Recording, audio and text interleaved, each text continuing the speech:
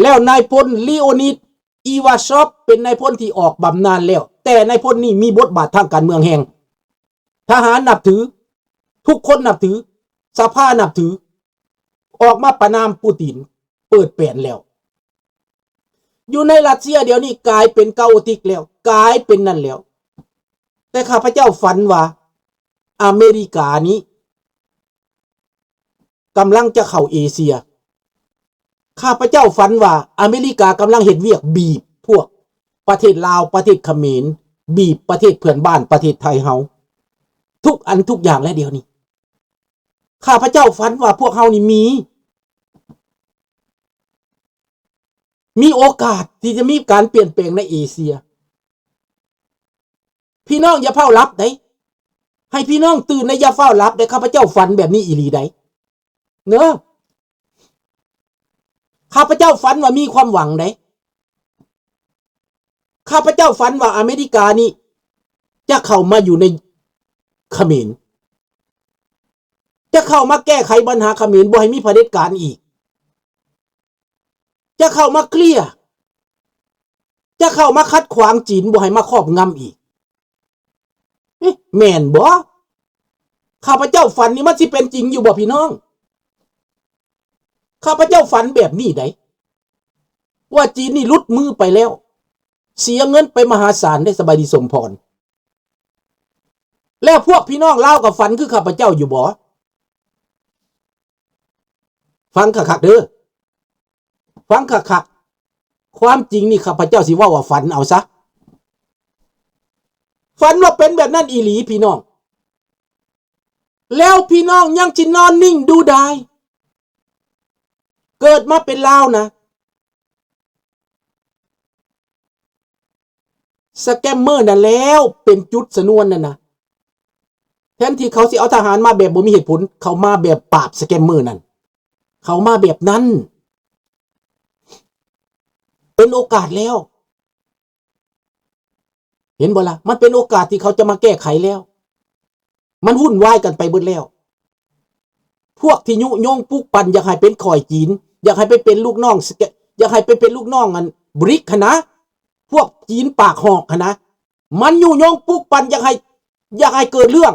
อยากให้มีปัญหาอยากให้เกิดสงครามพวกจีนพวกนี้แต่พี่น้องคนไทยเราอยากจะได้สงครามหรือเราอยากจะเจรจาเอาดินแดนคืนมาก็พี่น้องต้องคิดนะครับ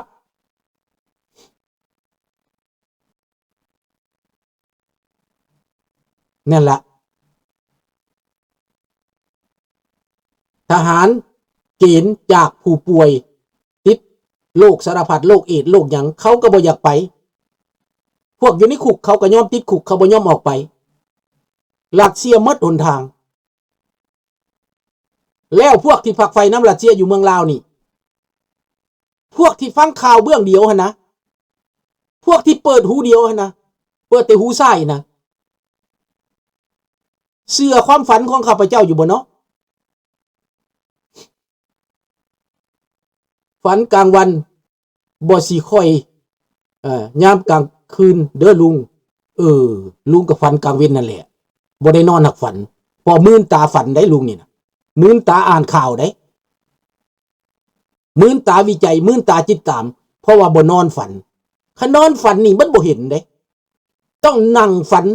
มื้นตาฝันเด้มื้นตาศึกษาเด้นั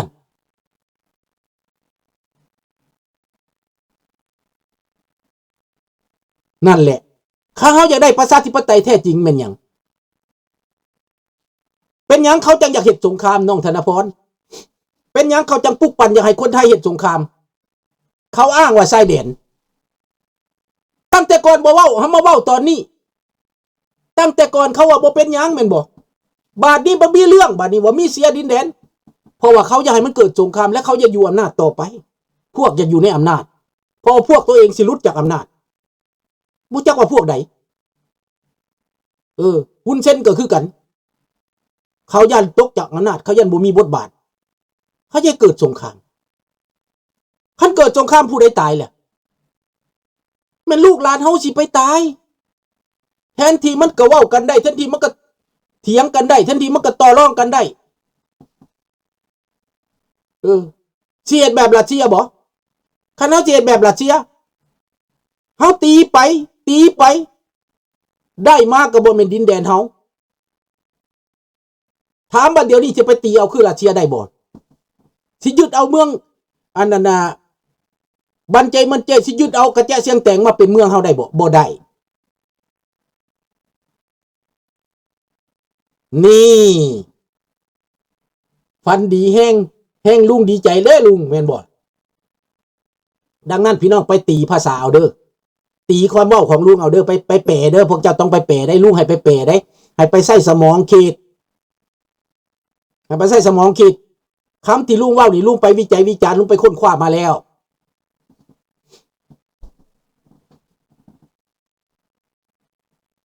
บ่หาแต่รถตู้เคลื่อนที่ดอกลุงสแกมเมอร์ครอบครัวของอีเวียงทองครอบครัวของสอนไซแล้วก็ตั้งอยู่ตัวกลางเวียงจันทน์เขาบ่ต้องการรถกี่หยังเหรอลุงเขาตั้งอยู่เวียงจันทน์บักวิไลลาคำฟ้องเฮ็ดหยังบ่ได้เลยมันก็กินเงินนำเขามันเป็นลูกน้องเขามันก็ได้แต่แบบนั้นแหละบ่มีหยังลุงบ้านโจรเมืองโจรคนลาวต้องตื่นโจรนี่มันบ่ได้หลายคนได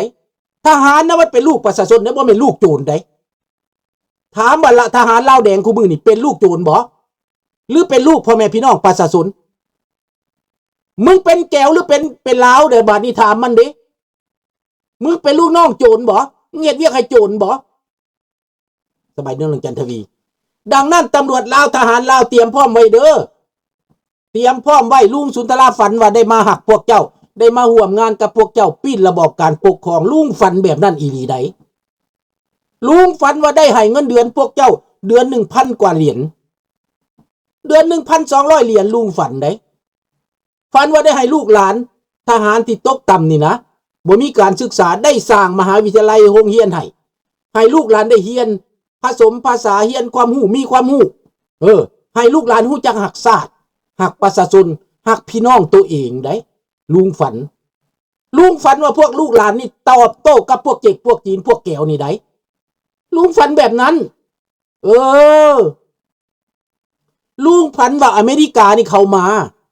ให้เจ้าหักเสื้อชาติเจ้าให้เจ้าปกปักหักษาที่ดินเจ้าให้เจ้าขายบ่แห่เจ้าเองบริหารเองเอามาผลิตเองขายให้อเมริกาเด้ออเมริกาบอกประเทศใดที่เข้ากับอเมริกาหั่นข้าพเจ้าบ่เห็นมันถูกจักประเทศเกาหลีใต้ก็เข้ากับอเมริกาก็บ่ถูกญี่ปุ่นเข้าอเมริกาก็บ่ถูกไต้หวันร่วมมือกับอเมริกาก็บ่ถูกประเทศในโลกนี้ที่ร่วมมือกับอเมริกาดีหมดนี่เห็นบ่ดีหมดมีบ่อนใดมันดีมันบ่ดีนะนั่นน่ะฟิลิปปินส์เขาก็มีงานทำเดี๋ยวนี้กำลังพัฒนากำลังดีขึ้นแล้วแต่ก่อนจีนมาลุกลานฟิลิปปินส์หับอเมริกาเข้าไปจีนบ่กล้ามาใกล้เห็นบ่มาเจอกับอเมริกาอยู่หันบ่กล้าถอยดังนั้นแหละพี่น้องพวกเจ้าอย่าสิไปฟังตั้งแต่รัสเซียหลายพวกเจ้าก็เห็นแล้วเด้ผู้ใดดีบ่ดีนะพวกเจ้าก็เห็นกับตาแล้วเด้พวกเจ้าเอาแต่แนวบ่ดีเห็นบ่ฟังแต่แนวเขาตัวอันบ่อันว่าบ่ดิกบ่เลิกพวกเจ้าหั่นน่ะบ่ดิกกันสิใช้เงินมันสิใช้เงินหยวนเพิ่นว่าว้าวเอาไปมาแล้วไปโฆษณาส่วนซื้อให้จีนพุ่นมันสิใช้เงินบ่ดิกว่าซั่นโอ้เงินอเมริกานี่นะผู้ใดก็บ่อยากได้ว่าซั่นเงินยุโรปก็บ่มีผู้ใดอยากได้มีแต่อยากได้เงินด่วนว่าซั่นข้าพเจ้าคือบ่ได้ฝันแบบนั้นเนาะข้าพเจ้าฝันว่าเงินดอลลาร์เงินยุโรปได้เป็นราคาได้เงินปอนด์ได้เป็นราคาได้ถามมี่เอาเงินดอลลาร์ออกมานี่คนหัวต่ำกันโลดแม่นบ่ล่ะแม่นบ่ต้องจันทวี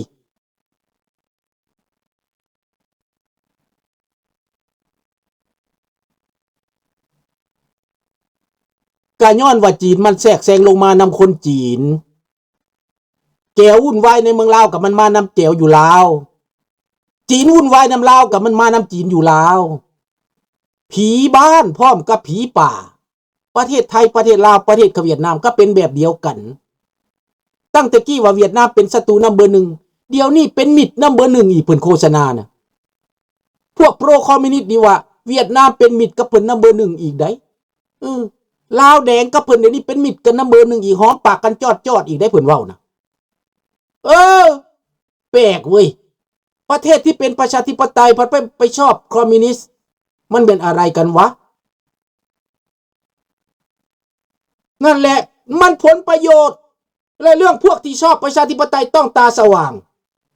ใช่ไหมต้องตาสว่างมันบอกท่านแจ้งจังปางบ่เดียวนี้นะมันแจ้งเลยเด้แม่นผู้ใดสั่นก่อเรื่องก่อเล่าเฮ็ดสแกมเมอร์นี่นะแม่นผู้ใดมาต้มตุนแม่นผู้ใดมาเฮ็ดขายอันนั้นน่ะต้มคนออนไลน์นั่นเบิ่งหนังไปก็อยู่บ่อยู่โฆษณาทอฝากท่านฝากเท่านี้แม่นเบิดสแกมเมอร์แม่นเบิดกันพวกกันใส่อินเทอร์เน็ตหลอกลวงคนจะไปหลงกลไปกดปั๊บมันเอาเลยมันตั้งสแกมเมอร์แบบผู้เฒ่าผู้แก่ลงทีบลงทางไปบีบมือลุดไปน่ะมันเอาเบิดเงินน่ะนี่ใช่แม่นแล้วเสี่ยวสหายเสี่ยวคอยแปลถึกคนฝันกลางวันนี่คือคนที่เฝ้าเบิ่งเหตุการณ์แล้วนำมาวิจัยวิจารณ์ตามวุฒิภาวะปัญญาถูกต้องเสี่ยวอันคนฝันกลางคืนเนี่ยหมายกว่าฝันลมๆแรงๆไปนั่นน่ะพ่อบอกบ่ได้เบิ่งพวกฝันกลางเว้นนี่หมายความเบิ่งเฝ้ามองเบิ่ง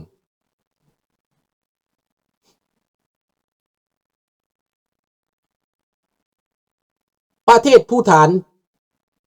การปกครองประเทศอินเดียอยู่ภายใต้การปกครองประเทศอินเดียบ่แม่นได้ลุงภูฏานเป็นเอกราชลุงบ่ต้องการทหารอย่างลงหลายทิเบตพุ่นก็อยู่อินเดียแต่ก่อนมันทิเบตกับอันจีนภูฏานเป็นเอกราชลุงมีเจ้าของตัวเองมีทหารของตัวเองมีตำรวจของตัวเองเป็นเอกราชลุงประยุนว่าใช่ผมสงสัยเขมรไทยคบเป็นสงครามการเมืองที่เมืองรักษาอำนาจมันสงครามไม่จริงใช่ ประยุนนี่รู้จักเลยนะรู้จักแล้วเขาจะให้เราไปลบกันขาดเหตุขาดผลเวลาเขาอยู่ในอำนาจเขาไม่ได้ลบดินแดนมันได้ไปไหนมันอยู่เหมือนเดิมทำไมมันมีเสียดินแดนตอนนี้เมื่อก่อนทำไมไม่ได้เสียล่ะมันเกิดอะไรขึ้น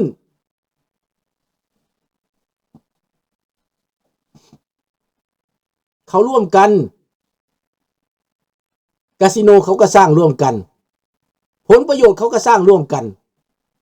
และคนเฮานี่เป็นบ้าจนว่าบ่นอนบ่หลับผู้ใดข้าพเจ้าไปเบิ่งน่ะ